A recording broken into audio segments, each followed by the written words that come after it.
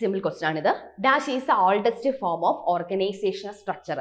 Organisation സ്ട്രക്ചറിന്റെ ഏറ്റവും oldest form ഏതാണെന്നാണ് ക്വസ്റ്റ്യൻ. ഓപ്ഷൻ എ പറഞ്ഞിരിക്കുന്നതാണ് functional organisation structure, option B line organisation structure, option C committee organisation and option D matrix organisation.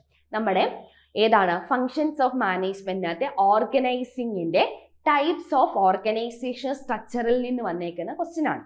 Organising അറിയാലോ, arranging of men material resources for the achievement of an organisational goals. Organisational goals അല്ലെങ്കിൽ result achieve ചെയ്യാൻ വേണ്ടി മെന്നിനെയും മെഷീനറിയെയും റിസോഴ്സസിനെയൊക്കെ arrange ചെയ്യുന്ന ആ ഒരു പ്രോസസ്സിനെയാണ് നമ്മൾ എന്തെന്ന് പറയുന്നത് ഓർഗനൈസിങ് എന്ന് പറയുന്നത്. ഈ ഓർഗനൈസിങ്ങിനെ അല്ലെങ്കിൽ ഓർഗനൈസേഷൻ നമ്മൾ രണ്ട് രീതിയിൽ ഡിവൈഡ് ചെയ്യുന്നുണ്ട്. ഫോമൽ ഓർഗനൈസേഷനും ഉണ്ട്, ഇൻഫോമൽ ഓർഗനൈസേഷനും ഉണ്ട്. ഫോമൽ ഓർഗനൈസേഷനത്തെ ആദ്യത്തെ സ്ട്രക്ചർ എല്ലാം എങ്ങനെയായിരിക്കും? വെൽ ഡിഫൈൻഡ് ആയിരിക്കും. എന്ന് വെച്ചാൽ എങ്ങനെയായിരിക്കും? സ്പെസിഫൈഡ് റൂൾസസ് ആൻഡ് റെഗുലേഷൻസ്, ഒരു ഡിഫൈൻഡ് സ്ട്രക്ചറിലായിരിക്കും അവിടുത്തെ ആക്ടിവിറ്റീസ് എല്ലാം ഫ്ലോ ചെയ്യുന്നത്. എന്നാൽ ഇൻഫോമൽ ഓർഗനൈസേഷൻ എന്ന് പറഞ്ഞാൽ അവിടെ എന്തല്ല, ഒഫീഷ്യൽ അല്ല, അൺഒഫീഷ്യൽ ആണ്. ആക്ടിവിറ്റീസ് ഒക്കെ അവിടെ ക്യാരി ചെയ്യുന്നത് ഒരു സ്ട്രക്ചർ അല്ലെങ്കിൽ ഒരു പ്രിസ്ക്രൈബ്ഡ് റൂൾസസ് ആ ഫോർമാറ്റിന്റെ ഒന്നും ബേസിസിലല്ല. പകരം എങ്ങനെയായിരിക്കും? ഒരു ഫ്രണ്ട്ലി റിലേഷൻഷിപ്പ് അല്ലെങ്കിൽ ഒരു സോഷ്യൽ അപ്രോച്ച് അല്ലെങ്കിൽ ഒരു സോഷ്യൽ റിലേഷൻഷിപ്പിന്റെ ബേസിസിലായിരിക്കും ഇവിടെ ഇൻഫോമൽ ഓർഗനൈസേഷൻ അത് ആക്ടിവിറ്റീസ് ഒക്കെ പോകുന്നത്. ഇനി നമ്മൾ ടൈപ്സ് ഓഫ് ഓർഗനൈസേഷൻ സ്ട്രക്ചർ എടുത്തു കഴിഞ്ഞാൽ ഫസ്റ്റ് എന്താണ്? ലൈൻ ഓർഗനൈസേഷൻ ഉണ്ട്, ഫങ്ഷണൽ ഓർഗനൈസേഷൻ ഉണ്ട്, line and means line and staff. ഈ സ്റ്റാഫ് എന്ന് പറഞ്ഞാൽ function line and staff organisation ഉണ്ട്, കമ്മിറ്റി ഓർഗനൈസേഷൻ ഉണ്ട്, മെട്രിക്സ് ഓർഗനൈസേഷൻ. ഈ ഒരു രീതിയിലാണ് ഓർഗനൈസേഷൻ സ്ട്രക്ചറിനെ എന്ത് ചെയ്തേക്കുന്നത്? ഡിവൈഡ് ചെയ്തേക്കുന്നത്. അതിൽ നമ്മുടെ ക്വസ്റ്റ്യൻ ചോദിച്ചിരിക്കുന്നത് എന്താണ്? ഏത് ഓർഗനൈസേഷൻ സ്ട്രക്ചറാണ് ഏറ്റവും സിംപ്ലസ്റ്റും അതുപോലെ ഏറ്റവും ഓൾഡസ്റ്റുമായിട്ട് സിംപ്ലസ്റ്റോ അല്ലെങ്കിൽ ഓൾഡസ്റ്റോ, ഇവിടെ നമുക്ക് ഓൾഡസ്റ്റ് ആണ് വന്നേക്കുന്നത്. ഏറ്റവും ഓൾഡസ്റ്റ് ആയിട്ട് വരുന്ന ഓർഗനൈസേഷൻ സ്ട്രക്ചർ ഏതാണെന്ന് ഐഡന്റിഫൈ ചെയ്യാനാണ് നമുക്ക് ഏഴാമത്തെ ക്വസ്റ്റ്യൻ തന്നേക്കുന്നത്. അപ്പൊ നമുക്ക് ആ തന്നിട്ടുള്ള 4 ഓപ്ഷൻസ് ഒന്ന് ഡിസ്കസ് ചെയ്യാം. ഒന്നാമത്തെ എന്താണ്? Functional organisation. ആ പേരിൽ തന്നെയുണ്ട്. ഇവിടെ എങ്ങനെയാണ് ഓർഗനൈസേഷനെ ഡിവൈഡ് ചെയ്യുന്നത്? Divide the organisation depend upon the departmentation അല്ലെങ്കിൽ ഫങ്ഷൻസിന്റെ ബേസിസിൽ ഓർഗനൈസേഷനെ ഡിവൈഡ് ചെയ്യുന്നതിനെയാണ് നമ്മൾ എന്തെന്ന് പറയുന്നത്? ഫങ്ഷണൽ ഓർഗനൈസേഷൻ എന്ന് പറയുന്നത്. Divide the organisation into specialised department based on ഫങ്ഷൻസിന്റെ ബേസിസിലായിരിക്കും ഡിവൈഡ് ചെയ്യുന്നത്. അതായത് പ്രൊഡക്ഷൻ ഫംഗ്ഷന്, മാർക്കറ്റിംഗ് ഫംഗ്ഷന്, ഫിനാൻസ് ഫംഗ്ഷൻസ്, HR, സെയിൽസ്, അങ്ങനെ പല ഫങ്ഷൻസിന്റെ ബേസിസിൽ ഓർഗനൈസേഷനെ ഡിപ്പാർട്ട്മെന്റുകളായിട്ട് ഡിവൈഡ് ചെയ്യുന്നതിനെയാണ് നമ്മൾ എന്തെന്ന് പറയുന്നത്? ഫങ്ഷണൽ ഓർഗനൈസേഷൻ എന്ന് പറയുന്നത്. ഈ ഓരോ ഡിപ്പാർട്ട്മെന്റിലും അതായത് ഓരോ ഫംഗ്ഷനായിട്ട് നമ്മൾ ഡിവൈഡ് ചെയ്യുമല്ലോ. ഇപ്പൊ പ്രൊഡക്ഷൻ എന്ന് പറഞ്ഞിട്ട് ഒരു ഫംഗ്ഷനായിട്ട് ഡിവൈഡ് ചെയ്യും. ആ പ്രൊഡക്ഷൻ ഫംഗ്ഷനിൽ അത് എന്ത് ചെയ്യും? അതിൽ ഏറ്റവും എക്സ്പീരിയൻസിനും ക്വാളിഫിക്കേഷൻസും എബിലിറ്റിയും നോളജും ഒക്കെ ഉള്ള ഒരാളായിരിക്കും ആ ഫംഗ്ഷന്റെ എന്തെന്ന് പറയുന്നത്? ഹെഡ് എന്ന് പറയുന്നത്. അപ്പോൾ ഓരോ ഫംഗ്ഷനായിട്ട് ഡിപ്പാർട്ട്മെന്റിനെ ഡിവൈഡ് ചെയ്യുമ്പോൾ ആ ഓരോ ഫംഗ്ഷൻസിനെ റെഗുലേറ്റ് ചെയ്യാൻ വേണ്ടി കാര്യങ്ങളൊക്കെ മുമ്പോട്ട് കൊണ്ടുപോകാൻ വേണ്ടി അതിൽ എക്സ്പേർട്ട് ആയിട്ടുള്ള ഒരു ഹെഡ് ഓഫ് ദ ഡിപ്പാർട്ട്മെന്റ് ഉണ്ടായിരിക്കും. അവരായിരിക്കും ആക്ടിവിറ്റീസ് ഒക്കെ എന്ത് ചെയ്യുന്നത്? ക്യാരി ഡൗൺ ചെയ്യുന്നത്. ഒരു എക്സാമ്പിൾ നോക്കിയേ. ഒരു ലാർജ് ഓർഗനൈസേഷൻസ് അതിനെ നമ്മൾ പല ഡിസ്റ്റന്റ് ഡിപ്പാർട്ട്മെന്റുകളായി ഡിവൈഡ് ചെയ്തു. സെയിൽസ് എന്ന് പറയുന്ന department, operations activities carry down ചെയ്യുന്ന ഒരു ഡിപ്പാർട്ട്മെന്റ്, അക്കൗണ്ടിങ് സെക്ഷൻസ് ഒക്കെ ക്യാരി ഡൗൺ ചെയ്യുന്ന ഫിനാൻസ് ഡിപ്പാർട്ട്മെന്റ് എന്നൊക്കെ പറഞ്ഞ് നമ്മൾ എന്ത് ചെയ്യുന്നു? അതിനെ ഡിവൈഡ് ചെയ്യുന്നു. അതാണ് എന്തെന്ന് പറയുന്നത്? ഫങ്ഷണൽ ഓർഗനൈസേഷൻ സ്ട്രക്ചർ എന്ന് പറയുന്നത്. രണ്ടാമത് നമ്മുടെ ഓപ്ഷൻ എന്ന് പറയുന്നത് എന്താണ്? ലൈൻ. നമ്മുടെ ഓപ്ഷൻസ് വെച്ചിട്ടാണ് പറയുന്നത്, അല്ല നമ്മൾ ഓർഡർ പറയുമ്പോൾ ഫസ്റ്റ് ലൈൻ വരും, അത് കഴിഞ്ഞിട്ടാണ് ഫങ്ഷണൽ വരുന്നത്. ഇപ്പോൾ ഓപ്ഷൻസ് വെച്ചിട്ട് ആദ്യം ഫങ്ഷണലും 2 ലൈനും പറയുവാണ്. ലൈൻ ഓർഗനൈസേഷൻ എന്ന് പറഞ്ഞാൽ എന്താണ്? ഇവിടെ ഒരു ചെയിൻ ഓഫ് അതോറിറ്റി ആണ്. ഒരു ചെയിൻ പോലെയാണ് ഈ ലൈൻ ഓർഗനൈസേഷൻ അത് അതോറിറ്റി പോകുന്നത്. ആദ്യം ടോപ്പ് മാനേജ്മെന്റ്, ദെൻ അതിൽ അദ്ദേഹത്തിനേക്കാൾ താഴെ വരുന്ന ആൾക്കാർ, ദെൻ അത് അങ്ങനെ ഓരോ ലൈനിന്റെ രൂപത്തിൽ അല്ലെ like A chain of authority എന്നുള്ള രീതിയിലായിരിക്കും ഹൈറാർക്കി എവിടെ പോകുന്നത്? ഈ ലൈൻ ഓർഗനൈസേഷൻ അത് പോകുന്നത്. ഈ ലൈൻ ഓർഗനൈസേഷൻ എന്ന് പറഞ്ഞാൽ ഏറ്റവും സിംപ്ലസ്റ്റും അതുപോലെ ഏറ്റവും oldest form of organisation structure ആണ് എന്തെന്ന് പറയുന്നത്? ലൈൻ ഓർഗനൈസേഷൻ എന്ന് പറയുന്നത്. ഇവിടുത്തെ ആക്ടിവിറ്റീസ് എല്ലാം ഡയറക്റ്റ് ആണ്, വെർട്ടിക്കൽ ആണ്. ഒരിക്കലും ഹൊറിസോണ്ടൽ അല്ല. അവിടുത്തെ ചെയിൻ ഓഫ് കമാൻഡ് അല്ലെങ്കിൽ ചെയിൻ ഓഫ് അതോറിറ്റി ഒരിക്കലും പറഞ്ഞാൽ ഹൊറിസോണ്ടൽ ആയിട്ടല്ല, വെർട്ടിക്കൽ ആണ്. ഡയറക്റ്റ് ആയിട്ടായിരിക്കും ആക്ടിവിറ്റീസ് ക്യാരി ഡൗൺ ചെയ്യുന്നത്. അതോറിറ്റി ഫോളോ ചെയ്യുന്ന ടോപ്പ് ടു ബോട്ടത്തിലേക്കായിരിക്കും അതോറിറ്റി ഫോളോ ചെയ്യുന്നത്. ഓരോ സബോർഡിനേറ്റിനും ഇൻസ്ട്രക്ഷൻസ് കൊടുക്കാൻ അദ്ദേഹത്തിന്റെ മുകളിൽ ഒരു ആരുണ്ടായിരിക്കും, ഒരു സുപ്പീരിയർ ഉണ്ടായിരിക്കും. അവർ കൊടുക്കുന്ന ഇൻസ്ട്രക്ഷൻ ആയിരിക്കും അദ്ദേഹത്തിന് തൊട്ട് താഴെയുള്ള സബോർഡിനേറ്റ് ഫോളോ ചെയ്യുക. അപ്പൊ അതോറിറ്റി ഫോളോ ചെയ്യുന്ന ടോപ്പ് ടു ബോട്ടം എന്നുള്ള രീതിയിലാണ് ഇവിടെ പോകുന്നത്, ലൈൻ ഓർഗനൈസേഷനകത്ത് പോകുന്നത്. ഇത് ഓൾഡസ്റ്റും സിംപ്ലസ്റ്റും ആയിട്ടുള്ള ഒരു ഓർഗനൈസേഷൻ സ്ട്രക്ചർ ആണ്. ഇത് ഏറ്റവും കൂടുതൽ കണ്ടുവരുന്ന മിലിറ്ററി ഡിപ്പാർട്ട്മെന്റുകളിലാണ് ഈ ലൈൻ ഓർഗനൈസേഷൻ സ്ട്രക്ചർ കണ്ടുവരുന്നത്. അതുകൊണ്ട് നമ്മൾ ഇതിനെ വേറൊരു പേരും കൂടെ പറയുന്നുണ്ട്, എന്താണ്, മിലിറ്ററി ഓർഗനൈസേഷൻ സ്ട്രക്ചർ എന്നും ഇതിനെ പറയുന്നുണ്ട്, ലൈൻ ഓർഗനൈസേഷനെ പറയുന്നുണ്ട്. ദെൻ ഓപ്ഷൻ സി എന്താണ്, കമ്മിറ്റി ഓർഗനൈസേഷൻ ആണ്. ഇവിടെ എങ്ങനെയായിരിക്കും പോകുന്നത്, the group of individual is appointed to a collectively to make decisions. ഇവിടെ ഒരു ഗ്രൂപ്പ് ഓഫ് ഇൻഡിവിജ്വലിനെ നിയമിക്കും, ഒരു കമ്മിറ്റി രൂപീകരിക്കും. അതിൽ 1-2 ആൾക്കാരല്ല, ഇത്ര ഒരു പ്രിസ്ക്രൈബ്ഡ് നമ്പേഴ്സ്, ചിലപ്പോൾ 10-20 ഒക്കെ അടങ്ങിയിട്ടുള്ള ഒരു ഗ്രൂപ്പ് ഓഫ് ആൾക്കാർ അല്ലെങ്കിൽ ഒരു കമ്മിറ്റി ആയിരിക്കും. അവരായിരിക്കും ഓർഗനൈസേഷനകത്തുള്ള ഡിസിഷൻസും എടുക്കുന്നതും റെക്കമെൻഡേഷൻസ് ചെയ്യുന്നതും ഓരോ സ്പെസിഫിക് ടാസ്കും ഓരോ ഇഷ്യൂസും ഒക്കെ ഹാൻഡിൽ ചെയ്യുന്നത് ആ ഗ്രൂപ്പ് ഓഫ് കമ്മിറ്റി ആയിരിക്കും, അല്ലെങ്കിൽ ആ ഗ്രൂപ്പ് ഓഫ് ഇൻഡിവിജ്വൽസ് ആയിരിക്കും ഹാൻഡിൽ ചെയ്യുന്നത്. ആ ഒരു ഓർഗനൈസേഷൻ സ്ട്രക്ചറിനെയാണ് നമ്മൾ എന്തെന്ന് പറയുന്നത്, കമ്മിറ്റി ഓർഗനൈസേഷൻ സ്ട്രക്ചർ എന്ന് പറയുന്നത്. ലാസ്റ്റ് ആണ് എന്തെന്ന് പറയുന്നത്, മെട്രിക്സ് ഓർഗനൈസേഷൻ സ്ട്രക്ചർ എന്ന് പറയുന്നത്. ഇവിടെ ഒരു ഡ്യുവൽ ലൈൻസുകൾ വരുന്നുണ്ട്. ഏതൊക്കെയാണ് ഡ്യുവൽ ലൈന്, ഒന്ന് ഫങ്ഷണൽ മാനേജേഴ്സും അതുപോലെ തന്നെ പ്രോജക്റ്റ് മാനേജേഴ്സും എന്ന് പറയുന്ന ഡ്യുവൽ ഫങ്ഷൻസ് അടങ്ങിയിട്ടുള്ള ഒരു ഓർഗനൈസേഷൻ സ്ട്രക്ചർ ആണ് ഇതെന്ന് പറയുന്നത് മെട്രിക്സ് ഓർഗനൈസേഷൻ സ്ട്രക്ചർ എന്ന് പറയും. ഇത്രയാണ് നമുക്ക് 4 ഓപ്ഷൻസ് ആയിട്ട് തന്നേക്കുന്നത്. ഒരു ക്വസ്റ്റിലേക്ക് പോകാം. Oldest form of organisation structure ആണ്. ഇവിടെ ഫങ്ഷണൽ ഓർഗനൈസേഷൻ സ്ട്രക്ചർ എന്ന് പറയാൻ ഇവിടെ എങ്ങനെയായിരിക്കും ഡിവൈഡ് ചെയ്യുന്നത്, ഡിപ്പെൻഡ് അപ്പോൺ ദ ഫങ്ഷൻസിന്റെ ബേസിസിൽ ഡിവൈഡ് ചെയ്യുന്നതിനെയാണ് നമ്മൾ എന്തെന്ന് പറയുന്നത്, ഫങ്ഷണൽ ഓർഗനൈസേഷൻ സ്ട്രക്ചർ എന്ന് പറയും. ലൈൻ ഓർഗനൈസേഷൻ എന്ന് പറഞ്ഞാൽ ഇവിടെ എങ്ങനെയായിരിക്കും, ചെയിൻ ഓഫ് അതോറിറ്റിയുടെ ബേസിസിലായിരിക്കും നമ്മളിവിടെ എന്ത് ചെയ്യുന്നത്, ഡിവൈഡ് മീൻസ് എന്താണ്, ടോപ്പ് ടു ബോട്ടം എന്നുള്ള രീതിയിൽ. ഇവിടെ എങ്ങനെയായിരിക്കും, ഗ്രൂപ്പ്സിന്റെ ബേസ്, ഗ്രൂപ്പ്സ് ഓഫ് ഇൻഡിവിജ്വൽസ് അടങ്ങിയിട്ടുള്ളതാണ്. ഇവിടെ നമ്മൾ ഡ്യുവൽ കോൺസെപ്റ്റുകളാണ് വരുന്നത്. ഒന്ന് ഫംഗ്ഷന്റെ കേസും ഫങ്ഷണൽ മാനേജേഴ്സും വരുന്നുണ്ട്, അതുപോലെ തന്നെ ആരും വരുന്നുണ്ട്, പ്രോജക്റ്റ് മാനേജ്മെന്റ് ടാസ്കിന്റെ ബേസിസിലുമാണ് നമ്മൾ മെട്രിക്സ് ഓർഗനൈസേഷനെ ഡിവൈഡ് ചെയ്തിരിക്കുന്നത്. നമ്മുടെ ക്വസ്റ്റ്യൻ എന്താണ്, oldest form of organisation structure അത് ഏതാണ്, ലൈൻ ഓർഗനൈസേഷൻ ആണ്. ഇതാണ് ആദ്യമായിട്ടുള്ള ഫസ്റ്റ് ഇൻട്രൊഡ്യൂസ്ഡ് ആയിട്ടുള്ള ഓർഗനൈസേഷൻ സ്ട്രക്ചർ എന്ന് പറയുന്നത് ഏതാണ്, അത് ലൈൻ ഓർഗനൈസേഷൻ ആണ്. ഇതിനെ നമ്മൾ ഓൾഡസ്റ്റും അതുപോലെ സിംപ്ലസ്റ്റും ആയിട്ടുള്ള, oldest and simplest form of organisation structure ആണ്. മിലിറ്ററി ഡിപ്പാർട്ട്മെന്റിലാണ് ഇത് ഒറിജിനേറ്റ് ചെയ്തിരിക്കുന്നത്. അതുകൊണ്ട് ഇത് നമ്മൾ മിലിറ്ററി ഓർഗനൈസേഷൻ സ്ട്രക്ചർ എന്നൊക്കെ അറിയപ്പെടുന്നുണ്ട്. അപ്പൊ ഏറ്റവും സിംപ്ലസ്റ്റും ഓൾഡസ്റ്റും ആയിട്ടുള്ള ഓർഗനൈസേഷൻ സ്ട്രക്ചർ എന്ന് പറയുന്നത് ഏതാണ്, ഓപ്ഷൻ ബി ആണ് വരുന്നത്, ലൈൻ ഓർഗനൈസേഷൻ സ്ട്രക്ചർ. എന്റെ കറക്റ്റ് ആൻസർ ഏതാണ്, ഓപ്ഷൻ ബി ആണ്, ലൈൻ ഓർഗനൈസേഷൻ സ്ട്രക്ചർ. അടുത്ത ക്വസ്റ്റ്യൻ നോക്കിയേ, 8ാമത്തെ ക്വസ്റ്റ്യന്, identify the situation in which law of demand does not apply. ഏത് സിറ്റുവേഷനകത്താണ് ലോ ഓഫ് ഡിമാൻഡ് അപ്ലൈ ചെയ്യാത്ത സിറ്റുവേഷൻ, അതായത് എക്സംഷൻ ഉള്ള സിറ്റുവേഷൻ ഏതാണെന്നാണ് ചോദിച്ചിരിക്കുന്നത്. ഒന്നാമത്തത് Giffen goods, 2 option B status goods, option C anticipation regarding changes in price, and last all of the above അല്ലെങ്കിൽ all of this.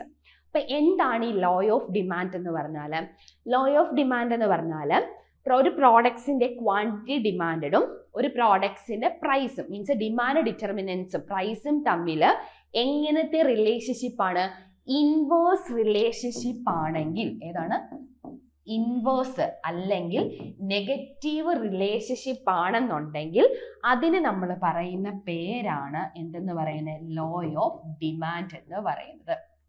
The law of demand എന്ന് പറയാം, there is a inverse or negative relationship between negative relationship between quantity demand and price of a products. അതാണ് law of demand. ഈ law of ഡിമാൻഡിനെ നമ്മൾ ഗ്രാഫിലേക്ക് മാറ്റുവാണെന്നുണ്ടെങ്കിൽ അതിനെ നമ്മൾ എന്താണ് പറയുന്നത്, ഡിമാൻഡ് കർവ് എന്നും, ഈ ലോ ഓഫ് ഡിമാൻഡിനെ നമ്മൾ ടേബിളിലേക്കാണ് മാറ്റുന്നതെങ്കിൽ അത് ഡിമാൻഡ് ഷെഡ്യൂൾ എന്നായിരിക്കും പറയുന്നത്. അങ്ങനെ ഒരു ക്വസ്റ്റ്യൻ വരാം. ഓർത്തോളം, ലോ ഓഫ് ഡിമാൻഡ്, അതായത് ഈ ഇൻവേഴ്സ് അല്ലെങ്കിൽ നെഗറ്റീവ് റിലേഷൻഷിപ്പ് ഉണ്ടല്ലോ, അതിനെ നമ്മൾ ഒരു ഗ്രാഫിക്കൽ റെപ്രസെന്റേഷനിലേക്കാണ് കൊടുക്കുന്നതെങ്കിൽ അതിന് നമ്മൾ പറയുന്ന പേര് ഡിമാൻഡ് കർവ് എന്നായിരിക്കും പറയുന്നത്. ഗ്രാഫിലേക്കാണ് കൊടുക്കുന്നതെങ്കിൽ. ഇനി ഇതിനെ നമ്മൾ ഒരു ടേബിളിലേക്കാണ് കൊടുക്കുന്നതെങ്കിൽ അതിന് നമ്മൾ പറയുന്ന പേര് ഡിമാൻഡ് ഷെഡ്യൂൾ എന്നായിരിക്കും പറയുന്നത്. ടേബിൾ ആണ് അല്ലെങ്കിൽ ടാബുലർ റെപ്രസെന്റേഷൻ ആണ് അല്ലെങ്കിൽ ടേബിളിന്റെ റെപ്രസെന്റേഷൻ പറയുന്ന ഡിമാൻഡ് ഷെഡ്യൂളും ഗ്രാഫിക്കൽ റെപ്രസെന്റേഷൻ പറയുന്ന ഡിമാൻഡ് കർവും ഏതുമായിട്ട് റിലേറ്റ് ചെയ്ത ലോ ഓഫ് ഡിമാൻഡ്. നമ്മുടെ ക്വസ്റ്റ്യൻ എന്ന് പറയുന്നത് law of demand does not apply ചെയ്യാൻ പറ്റാത്ത സിറ്റുവേഷൻ മീൻസ് എക്സെപ്ഷൻ ഉള്ള സിറ്റുവേഷൻസ് ഐഡന്റിഫൈ ചെയ്യാനാണ് ക്വസ്റ്റ്യൻ ചോദിച്ചിരിക്കുന്നത്. അതിനകത്തെ നോക്കിയേ, ലോ ഓഫ് ഡിമാൻഡ് എന്ന് പറയുന്നത് എന്താണ്? നമ്മൾ ഓൾറെഡി പറഞ്ഞ ഇൻവേഴ്സ് അല്ലെങ്കിൽ എന്താണ് നെഗറ്റീവ് റിലേഷൻഷിപ്പ് ആണ്. കാരണം എന്താണ്, ഒരു പ്രോഡക്ട്സിന്റെ പ്രൈസ് കൂടുമ്പോൾ പ്രോഡക്ട്സിന്റെ പ്രൈസ് ക്വാണ്ടിറ്റി എന്താണ് ചെയ്യുന്നത്? കുറവാണ്. ഒന്ന് കൂടുമ്പോൾ ഒന്ന് കുറയുന്നു, അല്ലെങ്കിൽ ഒന്ന് കുറയുമ്പോൾ മറ്റേത് കൂടുന്നു. രണ്ട് വഴി ഓപ്പോസിറ്റ് ഡയറക്ഷനിലാണ് പോകുന്നത്. അതുകൊണ്ടാണ് നമ്മൾ അതിനെന്തെന്ന് പറയുന്നത്? ലോ ഓഫ് ഡിമാൻഡ് എന്ന് പറയും. ഈ ലോ ഓഫ് ഡിമാൻഡിനകത്ത് കുറച്ച് എക്സംഷൻസ് പറയുന്നുണ്ട്. വെച്ചാൽ അപ്ലൈ ചെയ്യാൻ പറ്റാത്ത കുറച്ച് സിറ്റുവേഷൻസ് ഉണ്ട്. അതാണ് എക്സംഷൻ എന്ന് പറയുന്നത്. അത് ഏതൊക്കെ സിറ്റുവേഷൻ ആണ്? ഒന്ന് ഗിഫൻ ഗുഡ്സിന്റെ കേസ്, പാരഡോക്സ് ഗുഡ്സ് എന്നൊക്കെ പറയും. ഗിഫൻ പാരഡോക്സ് ആണ് ഇംപ്ലിമെന്റ് ചെയ്ത്, അതുകൊണ്ടാണ് നമ്മൾ അതിനെ ഗിഫൻ ഗുഡ്സ് എന്ന് പറയുന്നത്. രണ്ടാമത്തെയാണ് സ്റ്റാറ്റസ് ഗുഡ്സ് അല്ലെങ്കിൽ പ്രസ്റ്റീജ് ഗുഡ്സ് എന്ന് പറയുന്നത്. മൂന്നാമത്തെ anticipation regarding future price changes, ഫ്യൂച്ചറിൽ പ്രൈസിൽ ചേഞ്ചസ് ഉണ്ടാവും എന്നുള്ള ആന്റിസിപ്പേഷൻ. ഈ ഒരു 3 സിറ്റുവേഷൻസ് എവിടെ നമുക്ക് അപ്ലൈ ചെയ്യാൻ പറ്റത്തില്ല? ലോ ഓഫ് ഡിമാൻഡിൽ അപ്ലൈ ചെയ്യാൻ പറ്റില്ല. എന്ന് വെച്ചാൽ ലോ ഓഫ് ഡിമാൻഡിന്റെ എക്സംഷൻ ഏരിയാസ് ആണ് ഏതെന്ന് പറയുന്നത് ഗിഫൻ ഗുഡ്സും സ്റ്റാറ്റസ് അല്ലെങ്കിൽ പ്രസ്റ്റീജ് ഗുഡ്സും ആന്റിസിപ്പേഷൻ ചേഞ്ചസ് ഇൻ പ്രൈസ് എന്ന് പറയും. അപ്പോൾ നമുക്ക് ക്വസ്റ്റ്യനിലേക്ക് വന്നു കഴിഞ്ഞാൽ ഡസ് നോട്ട് അപ്ലൈ എന്നാണ് ലോ ഓഫ് ഡിമാൻഡ് അപ്ലൈ ചെയ്യാൻ പറ്റാത്ത മീൻസ് എക്സംഷൻ ഉള്ളത് എന്ന് പറഞ്ഞാൽ അത് ഏതൊക്കെയാണ്? ഗിഫൻ ഗുഡ്സ് വരുന്നുണ്ട്, സ്റ്റാറ്റസ് ഗുഡ്സ് വരുന്നുണ്ട്, anticipation regarding changes in price വരുന്നുണ്ട്. ഇത് 3 എക്സംഷൻ ആണ്, അപ്ലൈ ചെയ്യാൻ പറ്റാത്ത സിറ്റുവേഷൻ ആണ്. അപ്പോൾ കറക്റ്റ് ആൻസർ എന്ന് പറഞ്ഞാൽ ഏതാണ്? Option D, all of these ആണ്. ഈ 3 എണ്ണം ഏതൊക്കെ? ഗിഫന്, അതുപോലെ തന്നെ സ്റ്റാറ്റസ് അല്ലെ prestige, anticipation changes in price exemption ഉള്ളതാണ്. അപ്പോൾ കറക്റ്റ് ആൻസർ എന്ന് പറയുന്നതാണ് 8ന്റെ കറക്റ്റ് ആൻസർ എന്ന് പറയുന്നതാണ് option D, all of this. Then 9ാമത്തെ ക്വസ്റ്റ്യൻ നോക്കിയേ, oldest stock exchange in India. ഏത് ഭാഗത്തു നിന്ന് വന്നിരിക്കുന്ന ക്വസ്റ്റ്യൻ മനസ്സിലായി കാണുന്നത്? നമ്മുടെ ക്യാപിറ്റൽ മാർക്കറ്റ് അല്ലെങ്കിൽ ഫിനാൻഷ്യൽ മാർക്കറ്റിൽ നിന്ന് വന്നേക്കുന്ന ക്വസ്റ്റ്യൻ ആണ്. അതില് നമ്മുടെ stock exchange, oldest stock exchange in India. നമുക്ക് ഇത് ഒരു കൺഫ്യൂസിങ് വരാൻ ചാൻസ് എന്ന് പറയുന്നത്, നമുക്ക് ഡൗട്ട് വരുന്നത് ബോംബെ സ്റ്റോക്ക് എക്സ്ചേഞ്ച് ആണോ നാഷണൽ സ്റ്റോക്ക് എക്സ്ചേഞ്ച് ആണോ എന്നൊരു ഡൗട്ട് വരാം. ആദ്യം നമുക്ക് ഓപ്ഷനിൽ ഈ Bombay stock exchange, national stock exchange ഉണ്ടോ എന്ന് നോക്കാം. ഏതെങ്കിലും ഒന്നുണ്ടെങ്കിൽ മറ്റേത് ഇല്ലെന്നുണ്ടെങ്കിൽ നമുക്ക് ആൻസർ പറയാൻ പറ്റും. അപ്പൊ നോക്കിയേ, ഓപ്ഷൻ എ പറഞ്ഞിരിക്കുന്നത് Bombay stock exchange, option B പറഞ്ഞിരിക്കുന്നത് Calcutta stock exchange, option C പറഞ്ഞിരിക്കുന്നത് Madras stock exchange, option D പറഞ്ഞിരിക്കുന്നത് കൊച്ചി സ്റ്റോക്ക് എക്സ്ചേഞ്ച്. ഈ സ്റ്റോക്ക് എക്സ്ചേഞ്ച് എന്ന് കേൾക്കുമ്പോൾ തന്നെ നമ്മുടെ മനസ്സിലേക്ക് രണ്ട് സ്റ്റോക്ക് എക്സ്ചേഞ്ചുള്ളൂ. ഏതൊക്കെയാണ്? ഒന്ന് BSE ബോംബെ സ്റ്റോക്ക് എക്സ്ചേഞ്ചും, ഒന്ന് NSE നാഷണൽ സ്റ്റോക്ക് എക്സ്ചേഞ്ച്. അപ്പം ഇതിൽ ഏതാണ് ഓൾഡസ്റ്റ് എന്ന് നമ്മൾ അറിയണം. നമ്മുടെ ഓപ്ഷനകത്ത് എന്തുണ്ട്? ബോംബെ സ്റ്റോക്ക് എക്സ്ചേഞ്ച് ഉണ്ട്, എന്തില്ല? നാഷണൽ സ്റ്റോക്ക് എക്സ്ചേഞ്ച് ഇല്ല. അപ്പൊ തന്നെ നമുക്ക് ആൻസർ ഫൈൻഡ് ഔട്ട് ചെയ്യാവുന്നതേ ഉള്ളൂ. കറക്റ്റ് ആൻസറിന് വരുന്ന ഏതാണ്? ഓപ്ഷൻ എ ആണ് വരുന്നത്, ബോംബെ സ്റ്റോക്ക് എക്സ്ചേഞ്ച്. ബാക്കിയൊന്നും നമ്മൾ അത്ര ഫെമിലിയർ ആയിട്ട് കേട്ടുള്ള പേരുകളല്ല. ഇനി നാഷണൽ സ്റ്റോക്ക് എക്സ്ചേഞ്ചും കൂടെ വരുമ്പോഴായിരിക്കും നമുക്ക് കൺഫ്യൂസിങ് വരുന്നത്, ഏതാണ് ഓൾഡസ്റ്റ്, നാഷണൽ ആണോ ബോംബെ സ്റ്റോക്ക് എക്സ്ചേഞ്ച് ആണോ എന്നുള്ളത്. അപ്പോൾ നമുക്ക് ആൻസർ കിട്ടി, ബോംബെ സ്റ്റോക്ക് എക്സ്ചേഞ്ച് ആണ്. എങ്കിലും നമുക്ക് അതിൻ്റെ ഒരു കുറച്ച് എക്സ്പ്ലനേഷൻ നോക്കാം. ബോംബെ സ്റ്റോക്ക് എക്സ്ചേഞ്ച് എസ്റ്റാബ്ലിഷ് ചെയ്തതും അതിന് നേരത്തെ പേരെന്താണെന്നൊക്കെ നമുക്കൊന്ന് നോക്കാം. ഇപ്പൊ നോക്കിയേ, ബോംബെ സ്റ്റോക്ക് എക്സ്ചേഞ്ച് എസ്റ്റാബ്ലിഷ് ചെയ്ത വർഷം എന്നാണ് 1875 എസ്റ്റാബ്ലിഷ് ചെയ്ത സ്റ്റോക്ക് എക്സ്ചേഞ്ച് ആണ് എന്തെന്ന് പറയുന്നത്? ബോംബെ സ്റ്റോക്ക് എക്സ്ചേഞ്ച്, BSE എന്ന് പറയുന്നത്. Oldest stock exchange in India, ഇന്ത്യയിലെ ഏറ്റവും ഓൾഡസ്റ്റ് സ്റ്റോക്ക് എക്സ്ചേഞ്ചും ഏഷ്യയിലെ one of the oldest in stock എക്സ്ചേഞ്ചുമാണ് നമ്മുടെ എന്തെന്ന് പറയുന്നത്? ബോംബെ സ്റ്റോക്ക് എക്സ്ചേഞ്ച് എന്ന് പറയുന്നത്. ഇനിഷ്യലി ആദ്യത്തെ സമയത്ത് ഇതിന്റെ പേര് എന്തായിരുന്നു? ബോംബെ സ്റ്റോക്ക് എക്സ്ചേഞ്ച് എന്നല്ലായിരുന്നു, native shares and stock brokers association എന്നായിരുന്നു ആദ്യത്തെ തുടങ്ങിയ സമയത്തോടെ അതിന്റെ പേര്. പിന്നാണ് അതിനെ ബോംബെ സ്റ്റോക്ക് എക്സ്ചേഞ്ച് എന്ന് അറിയപ്പെടാൻ തുടങ്ങിയത്. അതിന്റെ ഹെഡ് ക്വാർട്ടേഴ്സ് എവിടെയാണ് വരുന്നത്? മുംബൈയിലാണ് വരുന്നത്. ഈ BSE എന്ന് പറയുന്ന സ്റ്റോക്ക് എക്സ്ചേഞ്ചുമായി ബന്ധപ്പെട്ട് അതിൻ്റെ ഒരു ഇൻഡെക്സ് വരുന്നുണ്ട്. ആ ഇൻഡെക്സിന് നമ്മൾ പറയുന്ന പേര് സെൻസസ് ഇൻഡെക്സ് എന്നാണ് പറയുന്നത്. അത് നോട്ട് ചെയ്ത് വെച്ചേക്കണം. BSE ബോംബെ സ്റ്റോക്ക് എക്സ്ചേഞ്ചുമായി കണക്ട് ചെയ്ത് വരുന്ന ഇൻഡെക്സ് എന്ന് പറഞ്ഞാൽ ഏതാണ്? സെൻസസ് ആണ്. അപ്പോൾ എന്തൊക്കെ കാര്യങ്ങൾ ബോംബെ സ്റ്റോക്ക് എക്സ്ചേഞ്ചുമായിട്ട് പഠിച്ചു? Oldest stock exchange in India and Asia ആണ് വരുന്നത്. അതുപോലെ എസ്റ്റാബ്ലിഷ് ചെയ്ത വർഷം എന്നാണ്? 1875 എസ്റ്റാബ്ലിഷ് ചെയ്തത്. ഇത് ലൊക്കേറ്റ് ചെയ്യുന്നത് എവിടെയാണ്? മുംബൈയിലാണ് ലൊക്കേറ്റ് ചെയ്യുന്നത്. ഈ ബോംബെ സ്റ്റോക്ക് എക്സ്ചേഞ്ചിന്റെ ഇൻഡെക്സ് എന്ന് പറയുന്ന പേര് സെൻസസ് എന്നാണ് പറയുന്നത്. ഈ ഇനിഷ്യലി അതിന്റെ നെയിം എന്ന് പറയുന്നത് എന്താണ്? Native shares and stock brokers association എന്നാണ് പറയുന്നത്. അപ്പോൾ ഇത്രയും കാര്യങ്ങൾ നമ്മൾ ആ ഒരു ബോംബെ സ്റ്റോക്ക് എക്സ്ചേഞ്ചുമായിട്ടൊന്ന് പഠിച്ചു വെക്കുക. അപ്പോൾ കറക്റ്റ് ഓൾഡസ്റ്റ് സ്റ്റോക്ക് എക്സ്ചേഞ്ച് എന്ന് പറയുന്നത് ഏതാണ്? ഒബ്വിയസ്ലി ഏതാണ് വരുന്നത്? ഓപ്ഷൻ എ ആണ് വരുന്നത്. ഏതാ? Bombay stock exchange. BSE ആണ് വരുന്നത്. എസ്റ്റാബ്ലിഷ് ചെയ്ത വർഷം 1875. ഹെഡ് ക്വാർട്ടേഴ്സ് വരുന്നത് എവിടെയാണ്? മുംബൈയിലാണ് ഹെഡ് ക്വാർട്ടേഴ്സ് വരുന്നത്. ഏറ്റവും ഓൾഡസ്റ്റ് സ്റ്റോക്ക് എക്സ്ചേഞ്ച് ആണ്. ഇതുമായി ബന്ധപ്പെട്ട് വരുന്ന ഇൻഡെക്സ് എന്ന് ഏതാണ്? സെൻസസ് ആണ്. BSEയുമായി ബന്ധപ്പെട്ട് വരുന്ന സെൻസസ് ഇൻഡെക്സ് എന്ന് പറയുന്നത്. അപ്പോൾ 9ന്റെ കറക്റ്റ് ആൻസർ ഏതാണ്? Bombay stock exchange. ഇതാണ് ഓപ്ഷൻ എ. അടുത്ത 10ാമത്തെ ക്വസ്റ്റ്യൻ നോക്കിയേ. NSE നമ്മളിപ്പോൾ തൊട്ട് പറഞ്ഞതാണ് നാഷണൽ സ്റ്റോക്ക് എക്സ്ചേഞ്ച് ആണ്. ആ നാഷണൽ സ്റ്റോക്ക് എക്സ്ചേഞ്ചിലെ നിഫ്റ്റി എന്ന് പറയുന്നത് എത്ര സ്റ്റോക്ക് ആണെന്നാണ് പറയുന്നത്. നമ്മൾ മുമ്പേ പറഞ്ഞ എന്താണ്? ബോംബെ സ്റ്റോക്ക് എക്സ്ചേഞ്ചിന്റെ ഇൻഡെക്സിന് പറയുന്ന പേരെന്താണ്? സെൻസസ് എന്ന് പറയുന്നത്. BSE ബോംബെ സ്റ്റോക്ക് എക്സ്ചേഞ്ചിന്റെ ഇൻഡെക്സിന്റെ പേരെന്താണ്? സെൻസസ് എന്നാണ് പറയുന്നത്. അങ്ങനെയാണ് നാഷണൽ സ്റ്റോക്ക് എക്സ്ചേഞ്ചിന്റെ ഇൻഡെക്സിന് പറയുന്ന പേരെന്താണ്? നിഫ്റ്റി എന്നാണ് പറയുന്നത്. ഇവിടെ ക്വസ്റ്റ്യൻ അങ്ങനെയല്ല. നാഷണൽ സ്റ്റോക്ക് എക്സ്ചേഞ്ചിന്റെ ഇൻഡെക്സ് ഏതാണെന്നല്ല ക്വസ്റ്റ്യൻ ചോദിച്ചേക്കുന്നത്. ഇൻഡെക്സ് തന്നിട്ടുണ്ട്. എന്താണ്? നിഫ്റ്റി എന്ന് തന്നിട്ടുണ്ട്. നിഫ്റ്റി എന്ന് പറഞ്ഞാൽ എത്ര സ്റ്റോക്ക് കൂടി ചേർന്നാണ് NSEയുടെ നിഫ്റ്റി എന്ന് പറയുന്നത്. ഓപ്ഷൻ എ പറഞ്ഞിരിക്കുന്നത് 20 സ്റ്റോക്ക്, ഓപ്ഷൻ ബി പറഞ്ഞിരിക്കുന്നത് 30, ഓപ്ഷൻ സി പറഞ്ഞിരിക്കുന്നത് 25, ഓപ്ഷൻ ഡി പറഞ്ഞിരിക്കുന്നത് 50. ഇത് നമ്മുടെ ന്യൂസ് പേപ്പേഴ്സിനകത്ത് ബിസിനസ് ഏരിയാസിലൊക്കെ എപ്പോഴും കാണുന്നതാണ് NSE നിഫ്റ്റി ഇത്ര സ്റ്റോക്ക് എന്ന് കണ്ടിട്ടുണ്ടായിരിക്കും. അത് അറിയാവുന്നവർക്ക് ഈസി ആയിട്ട് നമുക്ക് ആൻസർ ഫൈൻഡ് ഔട്ട് ചെയ്യാൻ പറ്റുന്ന ഒരു ഏരിയ ആണ്. നമുക്കൊരു ചെറിയൊരു എക്സ്പ്ലനേഷൻ നോക്കാം. എന്താണ് ഈ NSEയുടെ കോൺസെപ്റ്റും അല്ലെങ്കിൽ NSE നിഫ്റ്റി എന്ന് പറയുന്നത് എന്താണെന്ന് നോക്കിയേ. NSE നിഫ്റ്റിയെ നമ്മൾ ഒഫീഷ്യലായിട്ട് അറിയപ്പെടുന്ന പേരെന്താണ്? നിഫ്റ്റി 50 എന്നാണ് അറിയപ്പെടുന്നത്. ആൻസർ കിട്ടിക്കാണുമല്ലോ. നിഫ്റ്റി NSന്റെ നാഷണൽ സ്റ്റോക്ക് എക്സ്ചേഞ്ചിന്റെ ഇൻഡെക്സ് എന്ന് പറയുന്നത് നിഫ്റ്റി ആണ്. ആ നിഫ്റ്റി നമ്മൾ ഒഫീഷ്യലായിട്ട് അറിയപ്പെടുന്നത് നിഫ്റ്റി 50 എന്നാണ് അറിയപ്പെടുന്നത്. എന്ന് പറയുന്നത് എന്താണ്? നാഷണൽ സ്റ്റോക്ക് എക്സ്ചേഞ്ചിന്റെ ഒരു ഇൻഡെക്സ് ആണ്. അവിടെ എന്ന് പറഞ്ഞാൽ എത്ര ഉണ്ട്?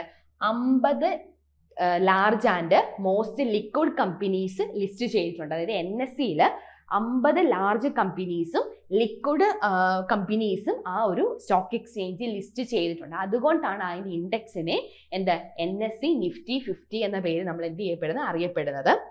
അതിനകത്ത് ഫിനാൻഷ്യൽ സർവീസുകളുണ്ട്, information technologies, energy, consumer goods, അങ്ങനെയുള്ള ഡിഫറെൻറ്റ് ടൈപ്സ് ഓഫ് 50 കമ്പനീസ് ആണ് ആ ഒരു സ്റ്റോക്ക് എക്സ്ചേഞ്ച് ലിസ്റ്റ് ചെയ്തേക്കുന്നത്. അപ്പോൾ കറക്റ്റ് ആൻസർ എന്ന് പറഞ്ഞാൽ ഏതാണ്? ഓപ്ഷൻ ഡി ആണ് വരുന്നത്. അപ്പം നിഫ്റ്റി 50 എന്നാണ് നമ്മൾ പറയുന്നത്. അപ്പോൾ എത്ര സ്റ്റോക്കാണ് വരുന്നത്? 30 സ്റ്റോക്കാണ് വരുന്നത്. ഈ BSE സെൻസസുമായി ബന്ധപ്പെട്ട് നമ്മൾ ഡോളേഴ്സിൽ കോട്ട് ചെയ്യുന്നുണ്ട്. അപ്പോൾ ഡോളേഴ്സിൽ കോട്ട് ചെയ്യുന്നത് കൊണ്ട് തന്നെ $X'യുടെ 30 സെൻസസ് നമ്മൾ അതിനെ പറയുന്നുണ്ട്. അപ്പോൾ ഡോളറിലാണ് കോട്ട് ചെയ്യുന്നത്, ഡോളറിൽ ഫോക്കസ് ചെയ്യുന്ന കമ്പനീസ് ആണെന്നുണ്ടെങ്കിൽ സെൻസസ് എന്ന് പറയുന്ന സെൻസസ് 30 എന്ന് പറയുന്നുണ്ട്. നിഫ്റ്റിയുടെ കേസ് ആണെങ്കിൽ നിഫ്റ്റി 50 എന്നാണ് പറയുന്നത്. സെൻസസ് ആണെങ്കിൽ ഡോളറിൽ വരുവാണെന്നുണ്ടെങ്കിൽ സെൻസസ് 30, കോമൺ സെൻസസ് 30 എന്നാണ് പറയുന്നത്. 30 സ്റ്റോക്ക് എന്നുള്ളതും നിഫ്റ്റി 50 എന്നാണ് പറയുന്നത്. അപ്പോൾ 10ന്റെ കറക്റ്റ് ആൻസർ എന്ന് പറഞ്ഞാൽ ഏതാണ്? ഓപ്ഷൻ ഡി ആണ് വരുന്നത്. ഏതാണ്? 50 സ്റ്റോക്ക്. 11ാമത്തെ ക്വസ്റ്റ്യൻ നോക്കിയേ. A new product is only an outgrowth of an existing product depend on the dash approaches. ഇത് ഏത് ഭാഗത്തുനിന്ന് വന്നേക്കുന്നത്? നമ്മുടെ എക്കണോമിക്സിന്റെ ഭാഗത്തുനിന്ന് വന്നേക്കുന്നതാണ്. അതിന്റെ അപ്രോച്ചസിന്റെ ഭാഗത്തുനിന്ന് വന്നേക്കുന്നതാണ്. അതായത് ന്യൂ പ്രോഡക്ട്സിനുമായി റിലേറ്റ് ചെയ്ത് വരുന്ന അപ്രോച്ചസ് എന്ന് പറയുന്ന ഏരിയാസുമായി ബന്ധപ്പെട്ട് വന്നേക്കുന്നതാണ്. ഓപ്ഷൻ എ പറഞ്ഞിരിക്കുന്നത് സബ്സ്റ്റിറ്റ്യൂട്ട് അപ്രോച്ച്, ഓപ്ഷൻ ബി പറഞ്ഞിരിക്കുന്നത് demand growth approach, option C പറഞ്ഞിരിക്കുന്നത് ഇവല്യൂഷണറി അപ്രോച്ച്, ഓപ്ഷൻ ഡി പറഞ്ഞിരിക്കുന്നത് പ്രിഫറൻസ് ഏരിയ. ഇവിടെ ക്വസ്റ്റ്യൻ ചോദിച്ചിരിക്കുന്നത് എന്താണ്? ഒരു എക്സിസ്റ്റിംഗ് പ്രോഡക്ട്സിനെ ഡിപ്പെൻഡ് ചെയ്ത് ഒരു പുതിയ പ്രോഡക്ട്സിന്റെ ഡിമാൻഡ് എന്ന് പറയുന്നത് ഏത് അപ്രോച്ചസുമായി ബന്ധപ്പെട്ട് വരുന്നതാണ്? ക്വസ്റ്റ്യൻ നോക്കുക, ഒരു എക്സിസ്റ്റിംഗ് പ്രോഡക്ട്സിനെ ഡിപ്പെൻഡ് ചെയ്ത് അതേ കാറ്റഗറി അല്ലെ അതേ നേച്ചറിൽ വരുന്ന ഒരു പുതിയ പ്രോഡക്ട്സ് ഇംപ്ലിമെന്റ് ചെയ്താൽ അത് ഏത് അപ്രോച്ചസുമായി റിലേറ്റ് ചെയ്ത് വരുന്നതാണ്. സിമ്പിൾ ക്വസ്റ്റ്യൻ ആണ്. ഒന്നുകൂടെ ആ ക്വസ്റ്റ്യൻ്റെ മീനിങ് ഒക്കെ ഒന്ന് മനസ്സിലാക്കി വായിച്ചാൽ നമുക്ക് ആൻസേഴ്സ് ഫൈൻഡ് ഔട്ട് ചെയ്യാൻ പറ്റാവുന്നതേ ഉള്ളൂ. അതിന്റെ കറക്റ്റ് ആൻസർ വരുന്ന ഏതാ നിങ്ങൾക്ക് മനസ്സിലായി കാണുമല്ലോ. എന്നാലും നമുക്ക് ആ 4 ഓപ്ഷൻസ് ഒന്ന് ഡിസ്കസ് ചെയ്യാം. ഫസ്റ്റ് എന്ന് പറഞ്ഞാൽ എന്താണ്? Substitute product. എന്തുവാ സബ്സ്റ്റിറ്റ്യൂട്ട് പ്രോഡക്ട്സ് എന്ന് പറഞ്ഞാൽ? ഇത് ഒന്നിന്റെ ഡിമാൻഡിനെ ഡിറ്റർമൈൻ ചെയ്ത് വരുന്നതാണോ നോക്കിയേ. Replace an existing one offering similar or better functionality. ഇവിടെ നമ്മുടെ ക്വസ്റ്റ്യൻ പറഞ്ഞിരിക്കുന്നത് ഓൾറെഡി എക്സിസ്റ്റിംഗ് ആയിട്ടുള്ള പ്രോഡക്ട്സ് നിലനിർത്തിക്കൊണ്ട് അതിന്റെ തുടർച്ചയായിട്ട് അതേ നേച്ചറിൽ വരുന്ന ഒരു പുതിയ പ്രോഡക്ട്സ് ആണ് ക്വസ്റ്റ്യൻ തന്നേക്കുന്നത്. പക്ഷേ ഈ സബ്സ്റ്റിറ്റ്യൂട്ട് പ്രോഡക്ട്സ് എന്ന് പറയുന്നത് എന്താണ്? ഓൾറെഡി എക്സിസ്റ്റിംഗ് ആയിട്ടുള്ള പ്രോഡക്ട്സിനെ റീപ്ലേസ് ചെയ്തു, മീൻസ് അതിനെ മാറ്റി വേറെ എന്താണ് അതേ നേച്ചറിൽ വരുന്ന അല്ലെങ്കിൽ കുറച്ചും കൂടെ ബെറ്റർ ഫങ്ഷനാലിറ്റി പ്രൊവൈഡ് ചെയ്യുന്നതിനെയാണ് നമ്മൾ എന്തെന്ന് പറയുന്നത്? സബ്സ്റ്റിറ്റ്യൂട്ട് പ്രോഡക്ട്സ് എന്ന് പറയുന്നത്. ഇനി ഡിമാൻഡ് ഗ്രോത്ത്, രണ്ടാമത്തെ ഓപ്ഷൻ എന്തായിരുന്നു? ഡിമാൻഡ് ഗ്രോത്ത് ആണ്. എന്താ ഡിമാൻഡ് ഗ്രോത്ത് എന്ന് പറഞ്ഞാൽ അത് കിട്ടും. എന്തിന്റെ ഗ്രോത്ത് ആണ്? ഡിമാൻഡിന്റെ ഓവറോൾ ഗ്രോത്തിന്റെ increasing value, increase overall demand for a product. ഒരു പ്രോഡക്റ്റ് അല്ലെങ്കിൽ ഒരു പ്രോഡക്റ്റ് കാറ്റഗറിയുടെ ഡിമാൻഡ് എത്രമാത്രം ഇൻക്രീസ് ആയി, ആ ഒരു അപ്രോച്ചാണ് ഡിമാൻഡ് ഗ്രോത്ത് അപ്രോച്ചസ് എന്ന് പറയുന്നത്. ദെൻ ഇവല്യൂഷണറി അപ്രോച്ചസ് എന്ന് പറഞ്ഞാൽ എന്താണ്? ഇവല്യൂഷൻ, പരിണാമം എന്നൊക്കെ പറയുന്നത് എന്താണ്? ഓൾറെഡി ഉള്ള എക്സിസ്റ്റിംഗ് പ്രോഡക്ട്സിൽ നിന്നും പുതിയൊരു പ്രോഡക്ട്സ് എന്ത് ചെയ്യാണ്? ഡെവലപ്പ് ചെയ്യുവാണ്. The new product development refers to the component of new product is essentially modification or improvement of an existing products. Already ഉള്ള existing productsനെ modify ചെയ്യുക അല്ലെങ്കിൽ അതിൽ നിന്നും കുറച്ചുകൂടി ഇംപ്രൂവ്മെന്റ് വരുത്തി ഡെവലപ്പ് ചെയ്യുന്നു. അതാണ് എന്തെന്ന് പറയുന്നത്? ഇവല്യൂഷണറി അപ്രോച്ചസ് എന്ന് പറയുന്നത്. ഒരു എക്സാമ്പിൾ പറഞ്ഞിരിക്കുന്നത് എന്താണ്? Imagine A smart phone company. ഒരു സ്മാർട്ട് ഫോൺ കമ്പനി ഒരു പുതിയ മോഡൽ ബെറ്റർ ക്യാമറാസ് ഒക്കെ ഉള്ള ഒരു ഫോൺ ഇൻട്രൊഡ്യൂസ് ചെയ്തു. നമ്മുടെ ആദ്യത്തെ ഒരു കോൺസെപ്റ്റ് നമ്മുടെ ടെലികോം ഇൻഡസ്ട്രിയിൽ ആദ്യമായിട്ടൊരു മൊബൈൽ സർവീസസ് കൊണ്ടുവന്ന് ഇംപ്ലിമെന്റ് ചെയ്തത് നോക്കിയയിലാണ്. ആ നോക്കിയ എന്ന് പറയുന്ന ഫോണിൽ നിന്നും എന്താണ് ഇയറിൽ പുതിയ മാറ്റങ്ങൾ കൊണ്ടുവന്ന് ഇപ്പം നമ്മൾ ഏറ്റവും ലേറ്റസ്റ്റ് ആയിട്ടുള്ള ഒരു ടെക്നോളജിയിൽ വന്നിരിക്കുകയാണ്. അപ്പോൾ ഓൾറെഡി എക്സിസ്റ്റിംഗ് ആയിട്ടുള്ള പ്രോഡക്ട്സിനെ മോഡിഫൈ ചെയ്യുക അല്ലെങ്കിൽ അതിന്റെ ഫീച്ചേഴ്സിൽ ഇംപ്രൂവ്മെന്റ് വരുത്തുക. അതാണ് എന്തെന്ന് പറയുന്നത്? ഇവല്യൂഷണറി അപ്രോച്ചസ് എന്ന് പറയും. ലാസ്റ്റ് ആണ് എന്തെന്ന് പറയുന്നത്? പ്രിഫറൻസ്. ഈ പ്രിഫറൻസ് എന്ന് പറഞ്ഞാൽ ഒരിക്കലും ഒരു അപ്രോച്ചസ് അല്ല. ഈ പ്രിഫറൻസ് കൊണ്ട് ഉദ്ദേശിക്കുന്നത് എന്താണ്? കൺസ്യൂമേഴ്സിന്റെ പ്രിഫറൻസ് ആണ്. ഏതെങ്കിലും ഒരു സ്പെഷ്യൽ ഫീച്ചേഴ്സോ അല്ലെങ്കിൽ ഒരു പ്രോഡക്ട്സിന്റെ എന്തെങ്കിലും ക്യാരക്ടറിസ്റ്റിക്സ് വെച്ചോ അത് ചൂസ് ചെയ്യുന്നു. അത് മാത്രമേ ഉള്ളൂ എന്തെന്ന് പറയുന്നത്? പ്രിഫറൻസ് എന്ന് പറയുന്നത്. അത് ഒരിക്കലും എന്തല്ല, ഒരു അപ്രോച്ചസ് അല്ല, ഒരു പുതിയ പ്രോഡക്ട്സുമായി റിലേറ്റ് ചെയ്ത് വരുന്ന ഒരു രീതിയിലുള്ള ഒരു അപ്രോച്ചസും അല്ല ഏതെന്ന് പറയുന്നത്? പ്രിഫറൻസ് എന്ന് പറയുന്നത്. ഓപ്ഷനെ ചുമ്മാ അത് കൺഫ്യൂസിങ് ആക്കാൻ വേണ്ടി കൊടുത്തേക്കുന്നതേ ഉള്ളൂ. അപ്പൊ കറക്റ്റ് ആൻസർ എന്ന് പറയുന്നത് ഓൾറെഡി എക്സിസ്റ്റിംഗ് ആയിട്ടുള്ള പ്രോഡക്ട്സിനെ മോഡിഫൈ ചെയ്യുക അല്ലെങ്കിൽ ഇംപ്രൂവ്മെന്റ് വരുത്തിക്കൊണ്ട് ഒരു പുതിയ പ്രോഡക്ട്സ് ഇൻട്രൊഡ്യൂസ് ചെയ്തു. അതിന്റെ ഡിമാൻഡുമായി ബന്ധപ്പെട്ട് വരുന്ന അപ്രോച്ചസ് എന്ന് പറഞ്ഞാൽ ഏത് അപ്രോച്ചസ് ആണ്? ഇവല്യൂഷണറി അപ്രോച്ചസ് ആണ്. ഈ സബ്സ്റ്റിറ്റ്യൂട്ട് എന്ന് പറഞ്ഞാൽ ഓൾറെഡി ഉള്ള, ഇപ്പൊ സബ്സ്റ്റിറ്റ്യൂട്ട് ടീയും കോഫി എടുത്തു കഴിഞ്ഞാൽ ടീയെ മോഡിഫൈ ചെയ്തല്ല വരുന്നത്. ടീയുടെ പ്രൈസ് കൂടിയപ്പോൾ നമ്മൾ വേറൊരു ഓപ്ഷനിലേക്ക് മാറി എന്നുള്ളതേ ഉള്ളൂ. സെയിം ഫംഗ്ഷൻ അല്ലെങ്കിൽ സ്പെഷ്യാലിറ്റി ഉള്ളതുകൊണ്ട് മാറി, അല്ലാതെ ഒന്നിനെ നമ്മൾ മോഡിഫൈ ചെയ്യുക അല്ലെങ്കിൽ ഇംപ്രൂവ്മെന്റ് വരുത്തിയൊന്നും അല്ല. അപ്പൊ കറക്റ്റ് ആൻസർ എന്ന് പറഞ്ഞാൽ ഏതാണ്? ഓപ്ഷൻ സി ആണ് വരുന്നത്. ഏത്? Evolutionary approaches. അപ്പൊ 11ന്റെ കറക്റ്റ് ആൻസർ ഏതാണ്? Option C, evolutionary approaches.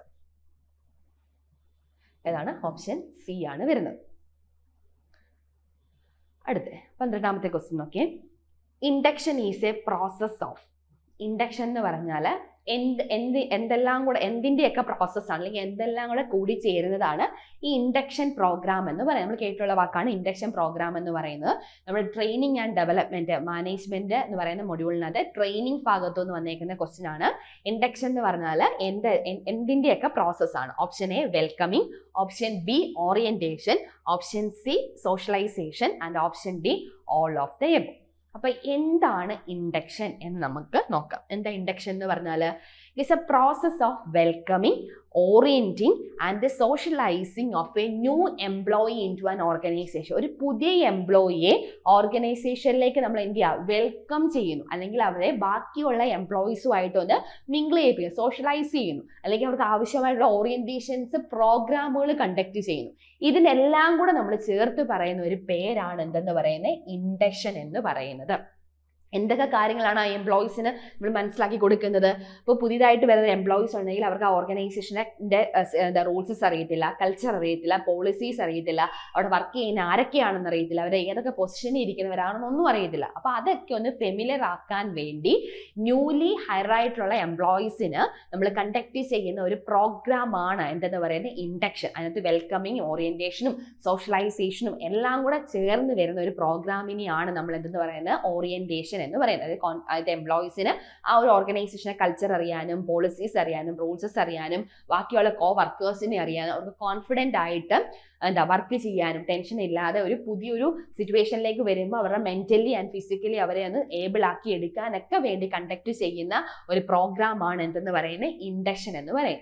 ആ ഇൻഡക്ഷനകത്ത് വരുന്ന ഒരു കോൺസെപ്റ്റ് പറഞ്ഞ വെൽക്കമിങ് ഉണ്ട്, ഓറിയന്റേഷൻ ഉണ്ട്, സോഷ്യലൈസേഷൻ എല്ലാം കൂടെ വരുന്നുണ്ട്. അപ്പൊ എന്താണ് ഈ വെൽക്കമിങ് എന്ന് പറഞ്ഞാൽ അവിടെ ഉദ്ദേശിക്കുന്നത് എന്താണ്? Formally welcome the new employee to the organisation. ഓർഗനൈസേഷനിലേക്ക് പുതിയൊരു എംപ്ലോയീസിനെ ഫോർമലായിട്ട് നമ്മൾ വെൽക്കം ചെയ്യുന്ന ആ ഒരു ഇൻഡക്ഷൻ ആണ് എന്തെന്ന് പറയുന്നത് വെൽക്കമിങ് എന്ന് പറയുന്നത്.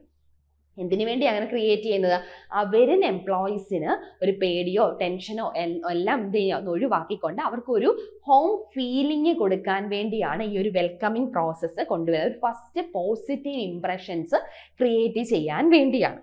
രണ്ടാമത്തെ ഇൻഡക്ഷൻ പ്രോഗ്രാം ആണ് എന്തെന്ന് പറയുന്നത് ഓറിയന്റേഷൻ എന്ന് പറയുന്നത്. എന്താ ഓറിയന്റേഷൻ എന്ന് പറഞ്ഞാൽ introducing the new hire employee to their immediate work environment. അതായത് ആ പുതിയതായിട്ട് വരുന്ന എംപ്ലോയീസിനെ അവർ വർക്ക് ചെയ്യാൻ പോകുന്ന ആ ഒരു വർക്കിംഗ് എൻവയോൺമെന്റ് കാണുമല്ലോ, ആ വർക്കിംഗ് എൻവയോൺമെന്റിനെ പറ്റിയുള്ള കാര്യങ്ങൾ എന്ത് ചെയ്യാൻ ഒന്ന് ഫെമിലിയർ ആക്കാൻ, അല്ലെങ്കിൽ അവരുടെ വർക്കേഴ്സിനെ ഒന്ന് ഇൻട്രൊഡ്യൂസ് ചെയ്യാൻ, അല്ലെങ്കിൽ അവരുടെ ജോബിൻ്റെ റെസ്പോൺസിബിലിറ്റി പറഞ്ഞ് മനസ്സിലാക്കി കൊടുക്കാൻ, കമ്പനീസിൻ്റെ പോളിസീസും പ്രൊസീജിയർ കാര്യങ്ങളൊക്കെ മനസ്സിലാക്കി കൊടുക്കാൻ വേണ്ടി എടുക്കുന്ന ഒരു ഇൻഡക്ഷൻ ആണ് എന്തെന്ന് പറയുന്നത് ഓറിയന്റേഷൻ എന്ന് പറയും.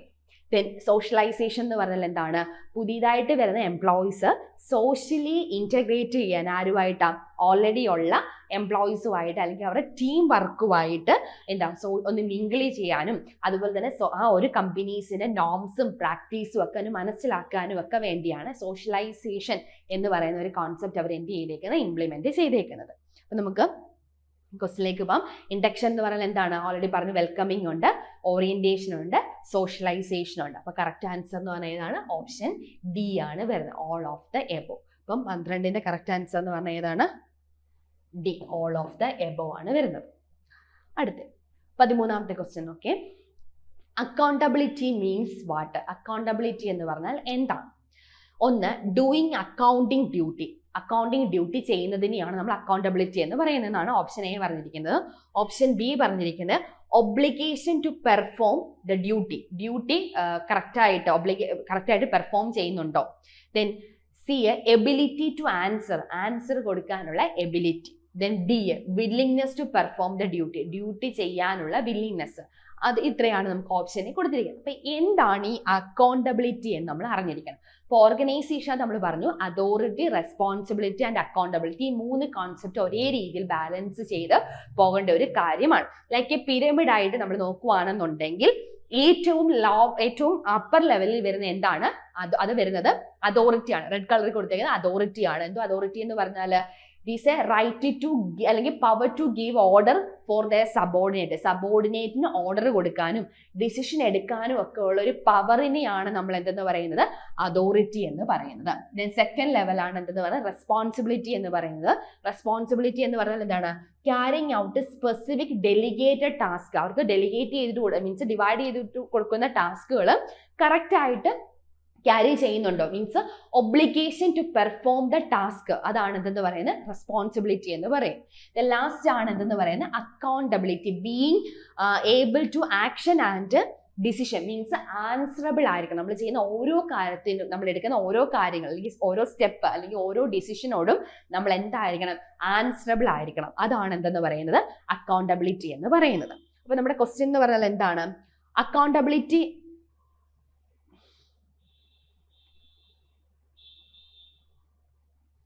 Accountability means what? എന്താണ് അക്കൗണ്ടബിലിറ്റി എന്ന് പറഞ്ഞാൽ ഒന്ന് ഡൂയിങ് അക്കൗണ്ടിങ് ഡ്യൂട്ടി, ബി പറഞ്ഞ obligation to perform the performance of duty, ability to answer and willingness to perform the duty. അപ്പം ഇവിടുത്തെ നമുക്ക് കൺഫ്യൂസിങ് വരുന്നത് ബിയും സിയും കൺഫ്യൂസിങ് വരാം. അതായത് obligation to performance of duty, duty ചെയ്യാനുള്ള ആ ഒരു ഒബ്ലിഗേഷൻ അതാണോ, അതോ സി എബിലിറ്റി ടു ആൻസർ ഏതാണോ? അപ്പൊ അക്കൗണ്ടബിൾ എന്ന് വെച്ചാൽ അതെന്താണ്? എബിലിറ്റി ടു ആൻസർ ആണ് വരുന്നത്. ഇനിയും അപ്പം ഈ ഡൂയിങ് അക്കൗണ്ടിങ് ഡ്യൂട്ടീസ് വരത്തില്ല. ദെൻ അടുത്ത് നോക്കിയേ, obligation to performance of duty. Obligation to performance of duty എന്ന് പറഞ്ഞാൽ അത് എന്താണ്? റെസ്പോൺസിബിലിറ്റി ആണ് വരുന്നത്. എന്താണ് വരുന്നത്? റെസ്പോൺസിബിലിറ്റിയുമായിട്ട് റിലേറ്റ് ചെയ്ത് വന്നാൽ അതെന്താണ്? Obligation for the performance of a duty ആണ്. അക്കൗണ്ടബിലിറ്റി എന്ന് പറഞ്ഞാൽ അവിടെ നമ്മൾ ശ്രദ്ധിക്കേണ്ട കാര്യം എന്താണ്? Answerable, ability to answer the situations. നമ്മൾ എടുക്കുന്നത് നമ്മൾ ആൻസറബിൾ ആയിരിക്കണം.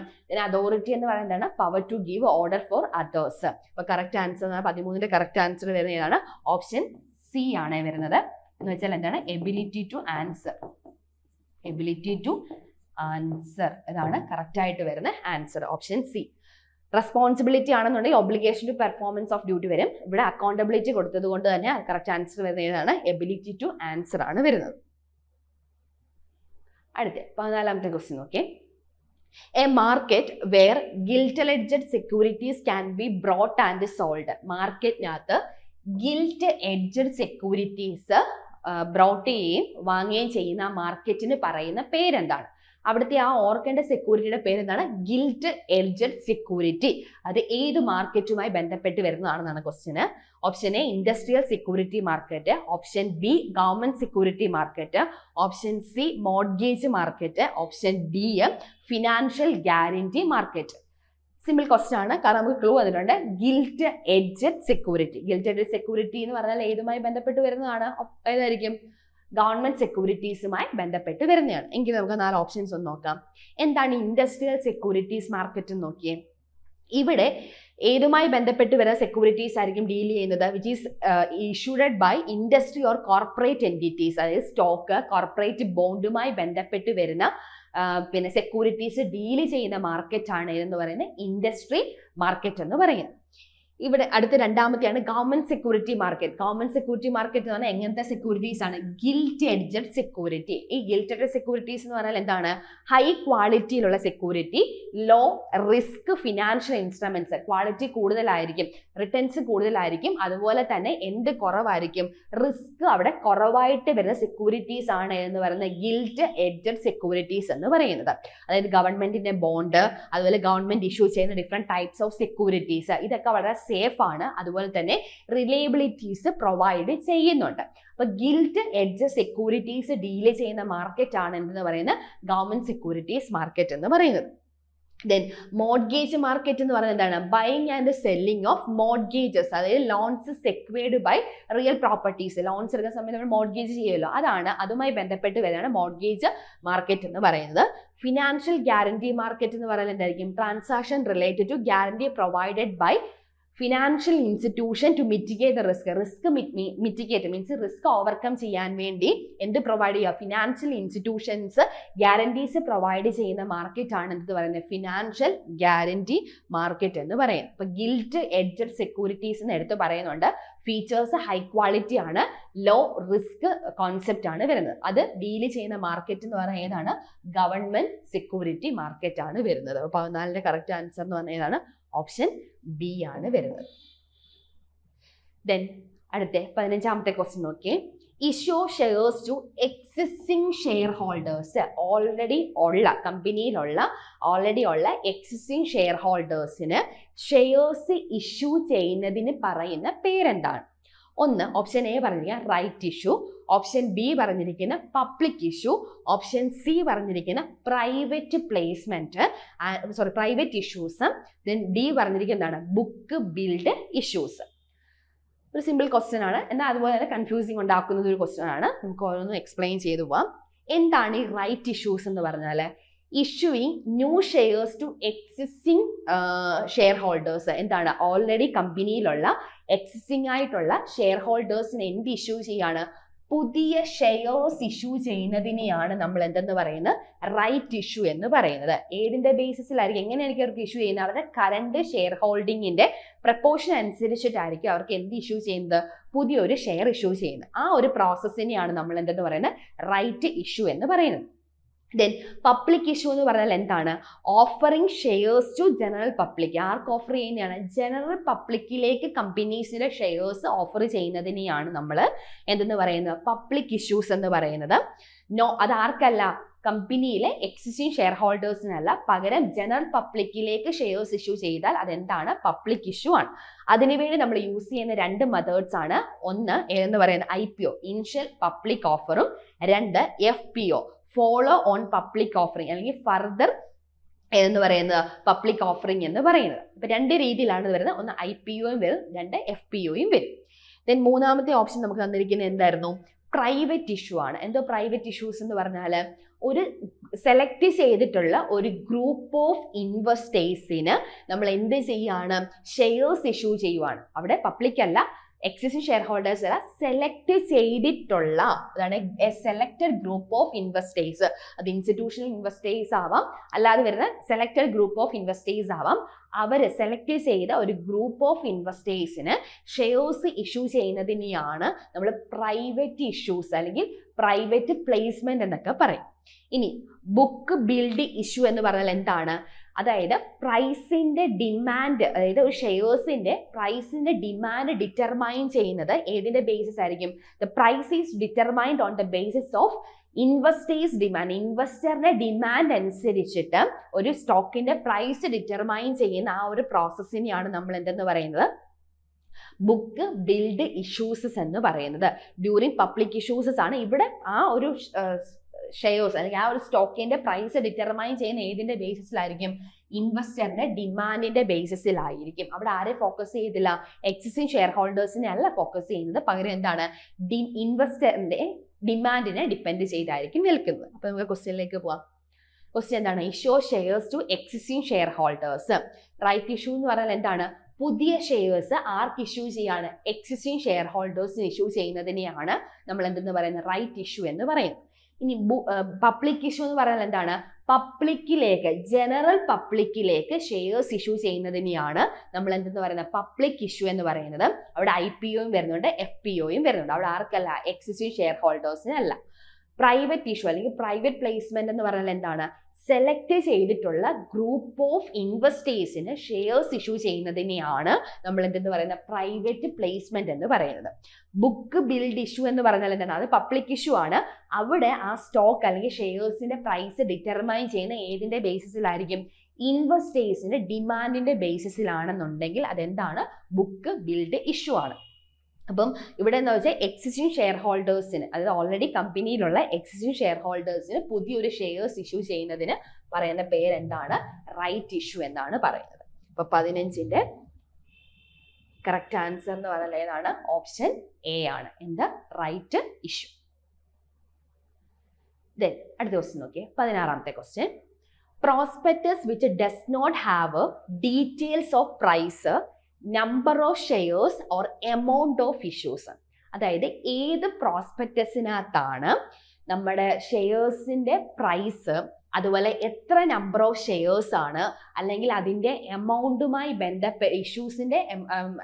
ഇഷ്യൂസുമായി റിലേറ്റ് ചെയ്തിരുന്ന എമൗണ്ട്, ഈ കാര്യങ്ങളൊന്നും പ്രതിപാദിക്കാത്ത പ്രോസ്പെക്ടസിന് പറയുന്ന പേരെന്താണെന്നാണ് 16ാമത്തെ ക്വസ്റ്റ്യൻ. ഓപ്ഷൻ A പറഞ്ഞിരിക്കുന്നത് എന്താണ്, red herring prospect. Option D deemed prospect. Option C abridged prospect. Option D പറഞ്ഞിരിക്കുന്നത് സെൽഫ് പ്രോസ്പെക്ടസ്. അപ്പൊ നോക്കിയേ, ഒന്നാമത്തെ എന്താണ്, റെഡ് ഹെറിംഗ് പ്രോസ്പെക്ടസ് എന്ന് പറഞ്ഞാൽ ഇവിടെ regulatory authority before and initial public offers. ഇവിടെ എന്തൊക്കെ പറഞ്ഞിട്ടുണ്ടായിരിക്കും, ഇൻഫർമേഷൻ അബൌട്ട് കമ്പനിയെ പറ്റിയുള്ള ഇൻഫർമേഷൻ കാണും. And planned offering but does not include, കമ്പനിയെ പറ്റിയുള്ള ഇൻഫർമേഷൻസ് മാത്രമേ ആ റെഡ് ഹെറിംഗ് പ്രോസ്പെക്ടസിനകത്ത് കാണത്തുള്ളൂ. എന്തിനെ പറ്റിയുള്ള ഇൻഫർമേഷൻ ഒന്നും കാണത്തില്ല. ഷെയർസിന്റെ പ്രൈസസിനെ പറ്റി, അതിന്റെ എമൗണ്ടിനെ പറ്റി, അതുപോലെ തന്നെ എത്ര നമ്പർ ഓഫ് ഷെയർസ് ആണ് ഇഷ്യൂ ചെയ്യുന്നത്, ഈ കാര്യങ്ങളൊന്നും പറയത്തില്ല ആ പ്രോസ്പെക്ടസിനകത്ത്. പകരം എന്ത് മാത്രമേ കാണത്തുള്ളൂ, കമ്പനീസുമായി ബന്ധപ്പെട്ട് വരുന്ന കാര്യങ്ങൾ മാത്രം പറഞ്ഞിട്ടുള്ള പ്രോസ്പെക്ടസ് ആണ് എന്തെന്ന് പറയുന്നത് റെഡ് ഹെറിംഗ് പ്രോസ്പെക്ടസ് എന്ന് പറയുന്നത്. ഇനി ഡീംഡ് പ്രോസ്പെക്ടസ് എന്ന് പറഞ്ഞാൽ അവിടെ എന്തൊക്കെയായിരിക്കും കാണിക്കുന്നത്, ഓൾ നെസസറി ഡീറ്റെയിൽസ്, അതായത് ഷെയർസുമായി ബന്ധപ്പെട്ട് വരുന്ന എല്ലാ ഡീറ്റെയിൽസും, അതിന്റെ പ്രൈസ്, എത്ര ഷെയർസ്, എത്ര നമ്പേഴ്സിലാണ് ഇഷ്യൂ ചെയ്തേക്കുന്നത്, എത്ര പ്രൈസിലാണ് ഇഷ്യൂ ചെയ്തേക്കുന്നത്, ഇതുമായി ബന്ധപ്പെട്ട് വരുന്ന എല്ലാ ഇൻഫർമേഷൻസും ഇൻക്ലൂഡ് ചെയ്തിട്ടുള്ള പ്രോസ്പെക്ടസ് ആണ് എന്തെന്ന് പറയുന്നത് ഡീംഡ് പ്രോസ്പെക്ടസ്. കമ്പനിയുടെ ഇൻഫർമേഷൻ മാത്രമേ ഉള്ളൂ, ഷെയർസിന്റെ കാര്യങ്ങൾ ഒന്നും പറയാത്തതാണെന്നുണ്ടെങ്കിൽ അതെന്താണ്, അത് റെഡ് ഹെറിംഗ് പ്രോസ്പെക്ടസ് ആണ്. ദെൻ എബ്രിജ്ഡ് പ്രോസ്പെക്ടസ് എന്ന് പറഞ്ഞാൽ എന്താണ്, ഇതെന്ന് പറയുന്നത് to provide key information to investors in brief manner. ഇതെന്ന് പറഞ്ഞാൽ ഫുള്ള് പ്രോസ്പെക്ടസിന്റെ എന്താണ് ഒരു ഷോർട്ടർ വേർഷൻ അല്ലെങ്കിൽ ഒരു മിനി വേർഷൻ ആണ് എന്തെന്ന് പറയുന്നത് നമ്മുടെ എബ്രിജ്ഡ് പ്രോസ്പെക്ടസ്. ഫുൾ പ്രോസ്പെക്ടസ് പറഞ്ഞാൽ കമ്പനിയുടെ എല്ലാ കാര്യങ്ങളും, കമ്പനിയുടെ ബേസിക് ഇൻഫർമേഷൻ, ഷെയർസിന്റെ കാര്യങ്ങൾ, ഇതെല്ലാം ഇൻക്ലൂഡ് ചെയ്തിട്ടുള്ള ഒരു പ്രോസ്പെക്ടസ് ആണ് ഫുൾ പ്രോസ്പെക്ടസ്. അതിന്റെ ഒരു മിനി വേർഷൻ എന്ന് പറഞ്ഞാൽ ഈ കാര്യങ്ങളൊക്കെ ഒന്ന് ചുരുക്കി എത്രയും ബ്രീഫ് ആക്കാമോ അത്രയും ബ്രീഫ് ആക്കി അല്ലെങ്കിൽ അത്രയും ഷോർട്ട് ആക്കിയിട്ട് കമ്പനിയുടെ ബേസിക് ഇൻഫർമേഷൻസ് പ്രൊവൈഡ് ചെയ്യുന്ന പ്രോസ്പെക്ടസ് ആണ് എന്തെന്ന് പറയുന്നത് എബ്രിജ്ഡ് പ്രോസ്പെക്ടസ് എന്ന് പറയുന്നത്. ഇനി സെൽഫ് പ്രോസ്പെക്ടസ് എന്ന് പറഞ്ഞാൽ എന്താണ്, issue securities over A period, അതായത് 2 period without issue A new prospectus each time. അതായത് പുതിയ പുതിയ പ്രോസ്പെക്ടസ് ഇഷ്യൂ ചെയ്യത്തില്ല, അതായത് ഒരു പീരീഡ് അനുസരിച്ചിട്ട് ഓവർ എ പീരീഡ്, ഇത്ര വർഷത്തേക്കാണെങ്കിൽ ആ ഒരു വർഷത്തേക്ക് മാത്രമേ അവർ എന്ത് ചെയ്യത്തുള്ളൂ പ്രോസ്പെക്ടസ് ഇഷ്യൂ ചെയ്യത്തുള്ളൂ. Without issuing new prospectus, time to ടൈമിൽ അവർ എന്ത് ചെയ്തില്ല പ്രോസ്പെക്ടസ് ഇഷ്യൂ. ഇപ്പൊ 5 വർഷത്തേക്കാണ് ഒരു പ്രോസ്പെക്ടസ് ഇഷ്യൂ ചെയ്യുന്നതെങ്കിൽ ഈ 5 വർഷം വരെ ഒരേ പ്രോസ്പെക്ടസ് ആയിരിക്കും ക്യാരി ഡൗൺ ചെയ്യുന്നത്. 5 വർഷത്തിന് ശേഷം മാത്രമായിരിക്കും ഒരു പുതിയ പ്രോസ്പെക്ടസ് ഇറക്കുന്നത്. അല്ലാതെ ഇടയ്ക്ക് ബ്രേക്ക് എടുത്തിട്ട് അവർ എന്ത് ചെയ്തില്ല, ഈച്ച് ടൈമിൽ അവർ പ്രോസ്പെക്ടസ് ഇറക്കത്തില്ല. അങ്ങനെയുള്ളതിനെയാണ് നമ്മൾ എന്തെന്ന് പറയുന്നത് സെൽഫ് പ്രോസ്പെക്ടസ് എന്ന് പറയുന്നത്. ഇതിനകത്ത് കമ്പനീസിന്റെ, അതായത് ആ തുടക്കത്തിൽ 5 വർഷത്തേക്കാണ് പ്രോസ്പെക്ടസ് ഇറക്കുന്നതെങ്കിൽ ആ തുടക്കത്തിലെ കാര്യങ്ങളൊക്കെ ഷെയർസുമായി ബന്ധപ്പെട്ട് വരാൻ തുടക്കത്തിലെ കാര്യങ്ങൾ, അതായത് ഷെയർസിന്റെ പ്രൈസ്, എത്ര നമ്പർ ഓഫ് ഷെയർസ് ഉണ്ട്, എത്രയിലാണ് അത് ഇഷ്യൂ ചെയ്തേക്കുന്നത്, ഈ കാര്യങ്ങളൊക്കെ ആ ഒരു തുടക്ക പീരീഡിലുള്ള കാര്യങ്ങളൊക്കെ ഡിസ്ക്രൈബ് ചെയ്യുന്ന പ്രോസ്പെക്ടസ് ആണ് എന്തെന്ന് പറയുന്നത് സെൽഫ് പ്രോസ്പെക്ടസ് എന്ന് പറയുന്നത്. നമുക്ക് ക്വസ്റ്റ്യനിലേക്ക് പോവാം. ക്വസ്റ്റ്യൻ എന്താ ചോദിച്ചിരിക്കുന്നത്, does not have any details about price, number of shares and amount of issues. ഇതൊന്നും പറയാത്ത പ്രോസ്പെക്ടസിന്റെ പേരെന്താണ്?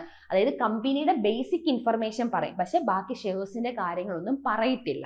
അങ്ങനെയുള്ള പ്രോസ്പെക്ടസ് ആണ് എന്തെന്ന് പറയുന്നത് റെഡ് ഹെറിംഗ് പ്രോസ്പെക്ടസ് എന്ന് പറയും.